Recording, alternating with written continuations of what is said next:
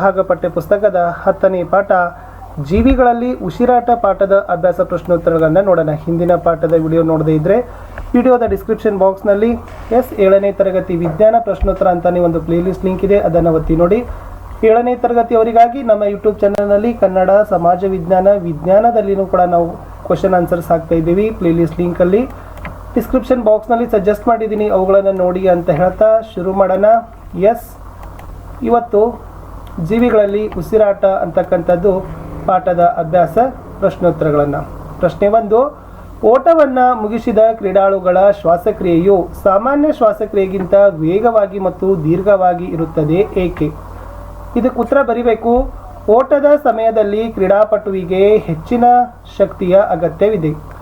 ಈ ಶಕ್ತಿಯನ್ನು ಬಿಡುಗಡೆ ಮಾಡಲು ಸ್ನಾಯುಗಳಿಗೆ ಹೆಚ್ಚಿನ ಆಕ್ಸಿಜನನ್ನು ಪಡೆಯಲು ಅಗತ್ಯವಿದೆ. ಆದ್ದರಿಂದ ಹೆಚ್ಚಿನ ಪ್ರಮಾಣದ ಆಕ್ಸಿಜನನ್ನು ತೆಗೆದುಕೊಳ್ಳಲು ಕ್ರೀಡಾಪಟುಗಳು ವೇಗವಾಗಿ ಮತ್ತು ದೀರ್ಘವಾಗಿ ಉಸಿರಾಡುತ್ತಾನೆ. ಪ್ರಶ್ನೆ 2, ಆಕ್ಸಿಜನ್ ಸಹಿತ ಮತ್ತು ಆಕ್ಸಿಜನ್ ರಹಿತ ಉಸಿರಾಟಗಳ ನಡುವಿನ ಸಾಮ್ಯತೆ ಮತ್ತು ವ್ಯತ್ಯಾಸಗಳನ್ನು ತಿಳಿಸಿ ಅಂತ ಕೇಳಿದ್ದಾರೆ. ಸೊ ಇಲ್ಲಿ ಆಕ್ಸಿಜನ್ ಸಹಿತ ಮತ್ತು ಆಕ್ಸಿಜನ್ ರಹಿತ ಉಸಿರಾಟದ ನಡುವಿನ ಹೋಲಿಕೆ ನೋಡೋದಾದರೆ, ಆಕ್ಸಿಜನ್ ಸಹಿತ ಮತ್ತು ಆಕ್ಸಿಜನ್ ರಹಿತ ಉಸಿರಾಟದ ಎರಡರಲ್ಲೂ ಕೂಡ ಶಕ್ತಿ ಬಿಡುಗಡೆ ಮಾಡಲು ಆಹಾರವನ್ನು ವಿಭಜನೆ ಮಾಡ್ತಾರೆ. ಇದು ಹೋಲಿಕೆ ಇತ್ತು. ಬಟ್ ಇಲ್ಲಿ ವ್ಯತ್ಯಾಸವನ್ನು ಬರಿಬೇಕಾದ್ರೆ ಮೊದಲ ವ್ಯತ್ಯಾಸ ಬರ್ತದೆ. ಇದು ಆಕ್ಸಿಜನ್ನ ಉಪಸ್ಥಿತಿಯಲ್ಲಿ ಆಹಾರ ಹೊಡಿತಕ್ಕಂಥ ಕ್ರಿಯೆ ಆದರೆ, ಇದು ಆಕ್ಸಿಜನ್ನ ಅನುಪಸ್ಥಿತಿಯಲ್ಲಿ ಆಹಾರ ಹೊಡಿತಕ್ಕಂಥ ಪ್ರಕ್ರಿಯೆ ಆಗದ. ಇದರ ಉತ್ಪನ್ನಗಳು CO2 ಮತ್ತು H2O ಆದರೆ ಇದರ ಅಂತಿಮ ಉತ್ಪನ್ನಗಳು ಲ್ಯಾಕ್ಟಿಕ್ ಆಮ್ಲ, CO2 ಮತ್ತು ಆಲ್ಕೋಹಾಲ್ ಆಗ್ತದ. ಶಕ್ತಿ ಬಿಡುಗಡೆ ಮಾಡಲು ಹೆಚ್ಚು ಸಮಯ ಬೇಕಾಗ್ತದ. ಇಲ್ಲಿ ಉಸಿರಾಟಕ್ಕೆ ಹೋಲಿಸಿದರೆ ವೇಗದ ಪ್ರಕ್ರಿಯೆ ಆಗದ. ಹೆಚ್ಚಿನ ಪ್ರಮಾಣದ ಶಕ್ತಿ ಉತ್ಪಾದನೆ ಆಗ್ತದ. ಇಲ್ಲಿ ಕಡಿಮೆ ಪ್ರಮಾಣದ ಶಕ್ತಿ ಉತ್ಪಾದನೆ ಆಗ್ತದ. ಇದಕ್ಕೆ ಮುಖ್ಯ ಉದಾಹರಣೆಗಳು ಸಸ್ಯಗಳು ಮತ್ತು ಪ್ರಾಣಿಗಳು. ಸೊ ಇದು ಈಸ್ಟ್, ಬ್ಯಾಕ್ಟೀರಿಯಾ, ಮಾನವ ಸ್ನಾಯು ಕೋಶಗಳು ಮತ್ತು ಇತ್ಯಾದಿಗಳಲ್ಲಿ ಆಕ್ಸಿಜನ್ ರಹಿತವಾಗಿ ನಡೀತದೆ. ಪ್ರಶ್ನೆ 3, ಹೆಚ್ಚು ಧೂಳು ತುಂಬಿದ ಗಾಳಿಯನ್ನು ಒಳತೆಗೆದುಕೊಂಡಾಗ ನಾವು ಸಾಮಾನ್ಯವಾಗಿ ಸೀನುತ್ತೇವೆ ಏಕೆ ಅಂತ ಪ್ರಶ್ನೆ ಇತ್ತು.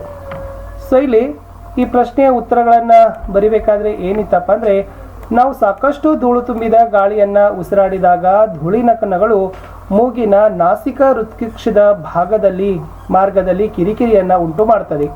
ಆದ್ದರಿಂದ ಅವುಗಳನ್ನು ಹೊರಹಾಕಬೇಕಾದ್ರೆ ನಾವೇನು ಮಾಡ್ತೀವಿ? ಉಸೀನ್ತೀವಿ ಅಂತಕ್ಕಂಥದ್ದು.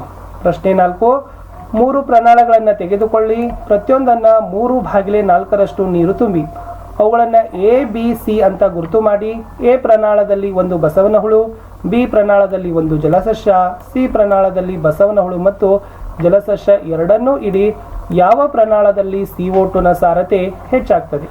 ಸೊ ಈ ಥರ ತಾವೇನು ಮಾಡಬೇಕಾಗ್ತದೆ? ಇಲ್ಲಿ snail, water plant, snail plus water plant ಅಂದರೆ ಬಸವನ ಹುಳು, ಜಲಚರ ಜೀವಿ, ಬಸವನ ಹುಳು ಮತ್ತು ಜಲಚರ ಜೀವಿಗಳನ್ನು ಇಡಬೇಕು. ಏನಾಗ್ತದೆ ಅನ್ನೋದನ್ನು ನೋಡಿ. ಪ್ರಣಾಳ ಎದಲ್ಲಿ ಹೆಚ್ಚಿನ CO2 ಸಾಂದ್ರತೆ ಇರ್ತದ. ಅಂದರೆ ಪ್ರಣಾಳ ಎನಲ್ಲಿ ಬಸವನ ಹುಳು ಇರುವುದು ಕಾರಣ. ಈ ಬಸವನ ಹುಳು O2 ಅನ್ನು ಒಳಗೆ ತೆಗೆದುಕೊಂಡು CO2 ಅನ್ನು ಹೊರಬಿಟ್ಟು ಉಸಿರಾಡ್ತಕ್ಕಂಥ ಜೀವಿ. ಆದ್ದರಿಂದ ಪರೀಕ್ಷಾ ಟ್ಯೂಬ್ ಎನಲ್ಲಿ CO2 ಸಾಂದ್ರತೆ ಹೆಚ್ಚಿರ್ತದ. ಇನ್ನು ಪ್ರಣಾಳ B ಅದರ ಜಲಚರ ಸಸ್ಯವನ್ನು ಹೊಂದಿರ್ತದ. ಅಲ್ಲಿ ಆಹಾರ ಸಂಶ್ಲೇಷಣೆಗಾಗಿ CO2 ತೆಗೆದುಕೊಂಡು O2 ಹೊರಬಿಡ್ತದ. ಆದ್ದರಿಂದ ಪ್ರಣಾಳ B ನಲ್ಲಿ ಹೆಚ್ಚು O2 ಸಾಂದ್ರತೆ ಇದೆ. ಇನ್ನು ಪ್ರಣಾಳ C ದಲ್ಲಿ ಬಸವನ ಹುಳು ಮತ್ತು ಸಸ್ಯ ಎರಡನ್ನೂ ಇದಾವಲ್ಲ, ಅಲ್ಲಿ ಬಸವನ ಹುಳುವಿನಿಂದ ಉತ್ಪತ್ತಿಯಾದ CO2 ಸಸ್ಯ ಆಹಾರ ಸಂಶ್ಲೇಷಣೆಗೆ ಬಳಸಿ ಸಸ್ಯ ಬಿಡುಗಡೆ ಮಾಡದ O2 ಬಸವನ ಹುಳು ಉಸಿರಾಟಕ್ಕಾಗಿ ಬಳಸ್ತದ.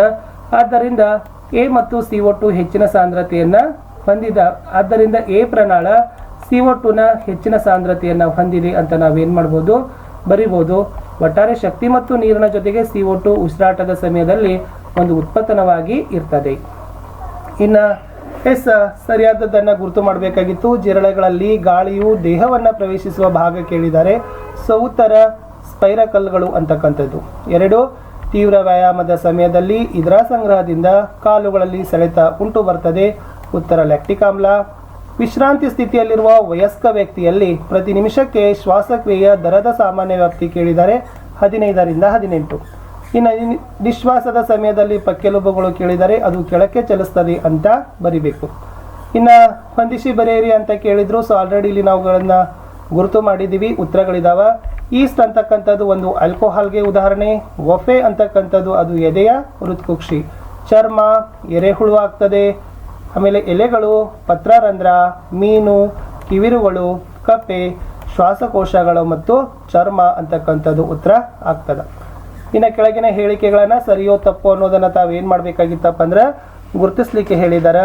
ಫಸ್ಟ್ ವಾಕ್ಯ, ತೀವ್ರ ವ್ಯಾಯಾಮದ ಸಮಯದಲ್ಲಿ ವ್ಯಕ್ತಿಯ ಶ್ವಾಸಕ್ರಿಯೆಯ ದರ ಕಡಿಮೆ ಅಂತ ಕೇಳಿದರೆ ಹೇಳಿಕೆ ತಪ್ಪಿದೆ. ಸಸ್ಯಗಳು ದ್ಯುತಿ ಸಂಶ್ಲೇಷಣೆ ಹಗಲಿನಲ್ಲಿ ಮಾತ್ರ ಉಸಿರಾಟ, ರಾತ್ರಿಯಲ್ಲಿ ಮಾತ್ರ ನಡೆಸ್ತಾವಂತೆ ಕೇಳಿದರೆ ಇದು ತಪ್ಪಿದೆ. ಕಪ್ಪೆಗಳು ಮತ್ತು ಚರ್ಮ ಮತ್ತು ಶ್ವಾಸಕೋಶಗಳ ಮೂಲಕ ಶ್ವಾಸಕ್ರಿಯೆ ಮಾಡ್ತವೆ, ಇದು ಸರಿ ಇದೆ. ಮೀನುಗಳಲ್ಲಿ ಉಸಿರಾಟಕ್ಕಾಗಿ ಶ್ವಾಸಕೋಶಗಳಿವೆ, ಇದು ತಪ್ಪು. ಉಚ್ಛ್ವಾಸದಲ್ಲಿ ಎದೆಯ ಹೃತ್ಕುಕ್ಷಿಯ ಗಾತ್ರ ಹೆಚ್ಚಾಗ್ತದೆ ಅಂತ ಕೇಳಿದರೆ ಇದು ಸರಿಯಾಗಿರ್ತಕ್ಕಂಥದ್ದು ಇದೆ. ಇನ್ನು ಈ ಜೀವಿಗಳ ಉಸಿರಾಟಕ್ಕೆ ಸಂಬಂಧಿಸಿದಂತೆ ಕೆಲವು ಪದಗಳು ಅಕ್ಷರಗಳ ಚೌಕದಲ್ಲಿ ಅಡಗಿಕೊಂಡಿದ್ದವು. ಅವುಗಳನ್ನು ನಾವು ಸರಿಯಾಗಿ ಇಲ್ಲಿ ಬರೆದಿದ್ದೀವಿ, ಅವುಗಳನ್ನು ನೋಡಿ. ಕೀಟಗಳ ಗಾಳಿ ಕೊಳುವೆಗಳು ಅಂದರೆ ಇಲ್ಲಿ ಉತ್ತರ ಇತ್ತು ಶ್ವಾಸನಾಳಗಳು. ಎದೆಯ ಹೃತ್ಕುಕ್ಷಿಯನ್ನಾಧರಿಸಿದ ಅಸ್ಥಿರಚನೆಗಳು, ಉತ್ತರ ಪಕ್ಕೆಲುಬು. ಎದೆಯ ಹೃತ್ಕುಕ್ಷಿಯ ಬುಡದಲ್ಲಿರುವ ಸ್ನಾಯುವಿನ ಹಾಳೆ, ಅದು ವಫೆ. ಎಲೆಯ ಮೇಲ್ಮೈಯಲ್ಲಿರುವ ಸೂಕ್ಷ್ಮ ರಂಧ್ರಗಳು, ಅದು ಪತ್ರರಂಧ್ರ. ಕೀಟಗಳ ದೇಹದ ಪಾರ್ಶ್ವಗಳಲ್ಲಿರುವ ಸಣ್ಣ ರಂಧ್ರಗಳು, ಸ್ಪೈರಕಲ್ಸ್. ಮಾನವರ ಉಸಿರಾಟದ ಅಂಗಗಳು ಶ್ವಾಸಕೋಶ ಅಂತ ಇತ್ತು. ಜೊತೆಗೆ ಈ ಉಚ್ಛ್ವಾಸದ ಮೂಲಕ ಗಾಳಿಯನ್ನು ಒಳ ತೆಗೆದುಕೊಳ್ಳುವ ರಂಧ್ರ ನಾಸಿಕ ರಂಧ್ರ. ಆಕ್ಸಿಜನ್ ರಹಿತವಾಗಿ ಉಸಿರಾಡುವ ಜೀವಿ ಈಸ್ಟ್. ಶ್ವಾಸನಾಳ ವ್ಯವಸ್ಥೆ ಹೊಂದಿರುವ ಜೀವಿ ಜೀರಾಳಿ. ಇನ್ನು ಮುಂದೆ ಒಂದು ಪ್ರಶ್ನೆ ಇತ್ತು ನಿಮಗೆ, ಪರ್ವತಾರೋಹಿಗಳು ತಮ್ಮೊಡನೆ ಆಕ್ಸಿಜನ್ ಅನ್ನು ಕೊಂಡೊಯ್ಯುತ್ತಾರೆ ಏಕೆ ಅಂತ ಕೇಳಿ 4 ಆಯ್ಕೆಗಳನ್ನು ಕೊಟ್ಟಿದ್ದಾರೆ. ಫಸ್ಟ್ ಆಯ್ಕೆ, 5 ಕಿಲೋಮೀಟರ್ಗಿಂತ ಹೆಚ್ಚಿನ ಎತ್ತರದಲ್ಲಿ ಗಾಳಿ ಇರೋದಿಲ್ಲ. ಬಿ, ವ್ಯಕ್ತಿಯೊಬ್ಬನಿಗೆ ಅಲ್ಲಿ ದೊರಕತಕ್ಕಂಥ ಗಾಳಿಯ ಪ್ರಮಾಣ ನೆಲದ ಮೇಲೆ ದೊರಕೋದಕ್ಕಿಂತ ಕಡಿಮೆ.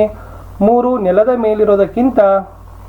ಎಸ್, ಗಾಳಿಯ ತಾಪ ಏನು ಕೇಳಿದ್ದಾರೆ, ಅಲ್ಲಿ ಹೆಚ್ಚು ಅಂತ ಕೇಳಿದ್ದಾರೆ.